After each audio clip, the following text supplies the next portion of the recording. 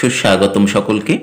আজকের এই পর্বে আমরা আলোচনা করব কলকাতা বিশ্ববিদ্যালয়ের বাংলা অনার্সের দ্বিতীয় সেমিস্টারের স্কিল এনহান্সমেন্ট কোর্স অর্থাৎ SEC 22 এই পত্রের সাজেশনের একটি পার্ট আমি পূর্ববর্তী সাজেশনে বাদ দিয়েছিলাম বা একটি অংশ আমি স্কিপ করে গিয়েছিলাম, সেই অংশ নিয়ে এবং একটি প্রশ্ন ও তার উত্তর নিয়ে। আমি পূর্ববর্তী ভিডিওতে এই সাজেশন নিয়ে আলোচনা করেছিলাম, কিন্তু 5 নম্বরের জন্য যে প্রশ্নগুলো করতে হবে তার মধ্য থেকে একটি বিষয় আমি স্কিপ করে গিয়েছিলাম।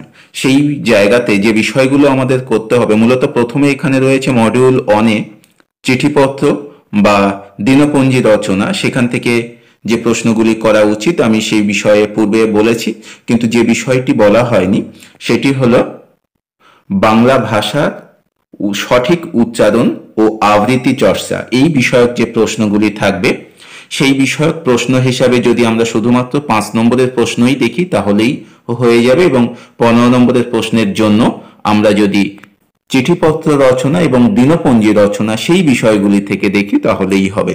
তো 5 নম্বরের প্রশ্নের জন্য যে বিষয়গুলি আমরা দেখব সঠিক উচ্চারণ ও আবৃত্তির জন্য, সেখানে বাংলা ভাষা ও শব্দের সুস্পষ্ট উচ্চারণ করার জন্য কি কি সতর্কতা নেওয়া প্রয়োজন।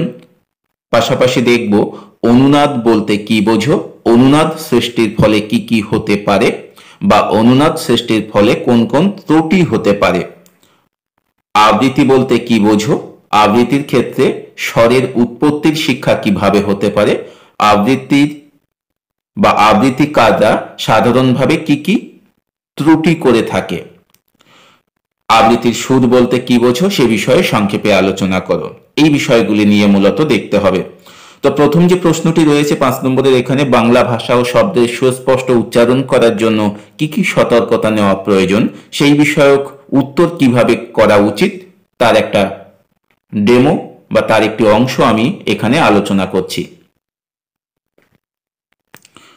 সুস্পষ্ট উচ্চারণ করার জন্য কি কি সতর্কতা নেওয়া প্রয়োজন, এই প্রশ্নের উত্তরের ক্ষেত্রে আমরা মূলত সাধারণ ভূমিকা হিসাবে যে বিষয়টি বলতে পারি, শুদ্ধ উচ্চারণে কথা বলা একটি বিষয়গত এবং সাংস্কৃতিক ধারণা, কারণ বিশ্বজুড়ে বিভিন্ন উচ্চারণ এবং উপভাষা রয়েছে যা অনন্য এবং মূল্যবান।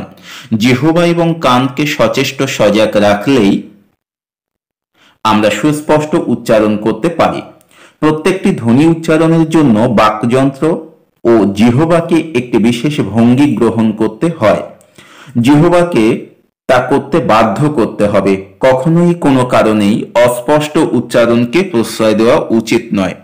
উচ্চারণকে স্পষ্ট করার জন্য যেগুলি অবশ্যই করা উচিত সেগুলি হলো, উচ্চারণকে স্পষ্ট ও পরিচ্ছন্ন করার জন্য প্রত্যেকটি শব্দ পাঠের সময় কেটে কেটে উচ্চারণ করা দরকার।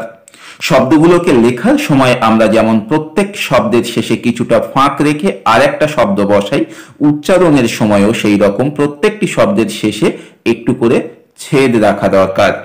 স্পষ্ট উচ্চারণের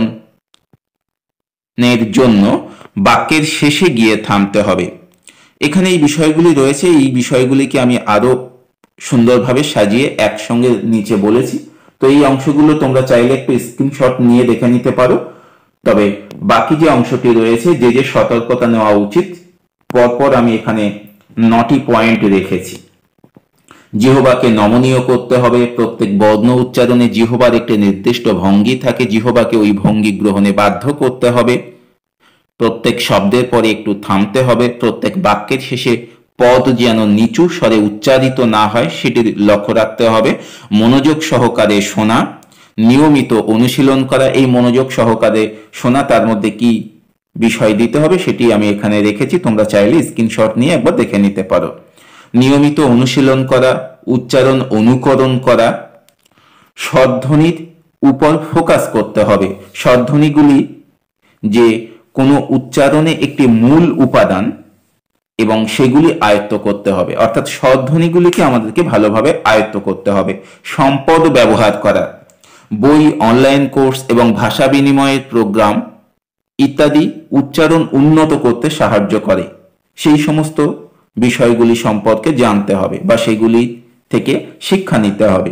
প্রতিক্রিয়া চাওয়া, উচ্চারণ সম্পর্কে প্রতিক্রিয়ার জন্য আপনি যে উচ্চারণটি শিখতে চাচ্ছেন তা উচ্চারণ করেন এমন কাউকে জিজ্ঞাসা করতে হবে।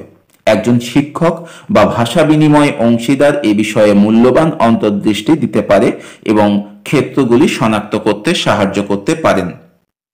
এই ছিল আজকের একটি আলোচনা যে সুস্পষ্ট উচ্চারণ করার জন্য কি কি সতর্কতা নেওয়া উচিত।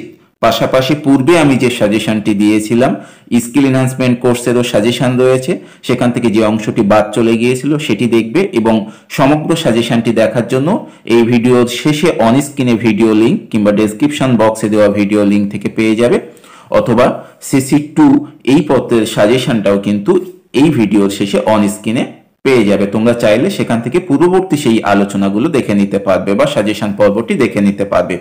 আজকের আলোচনা তাহলে এখানেই সমাপ্ত করলাম। ধন্যবাদ সকলকে।